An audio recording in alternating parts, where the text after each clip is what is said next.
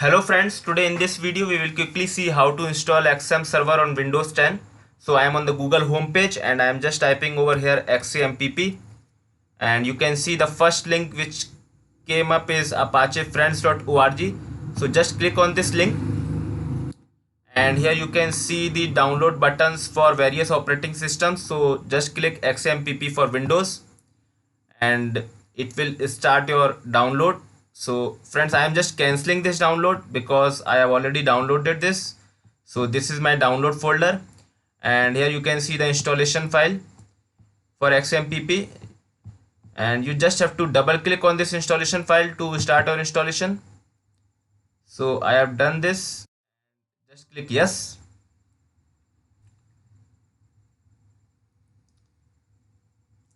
Click yes.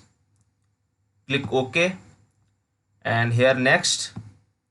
And here you can see the several softwares which is coming as a part of XAMPP server. You can see the Apache, MySQL, FileZilla, Mercury, Tomcat, the languages like PHP, Perl, and the tools like PHPMyAdmin, which is a tool to interact with MySQL server, Webalizer, Fix, and Mill.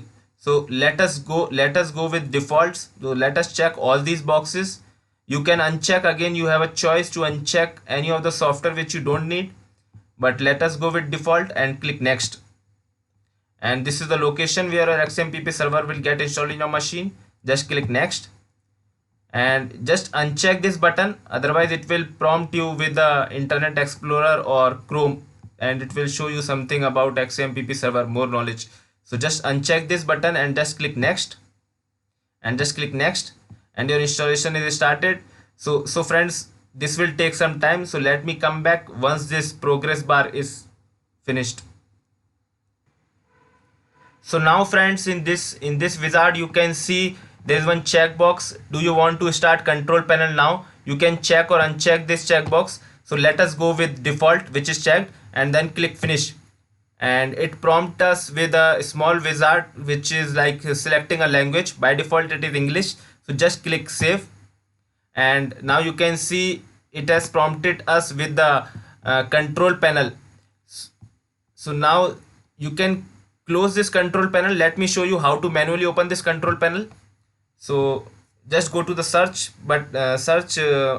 tab and just type XAMPP, and here you can see the XAMPP control panel. Just click on this and your control panel will come up. So basically this control panel is nothing but managing your various services which came as a part of XAMPP server, basically to start and stop the services and to basically the configure different attributes of the services like ports and various other attributes. So let us start the Apache service.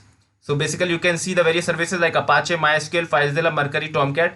You can let us start the Apache service. Just click on the start button, and here you can see the Apache service came up on the port 80. So let us verify this.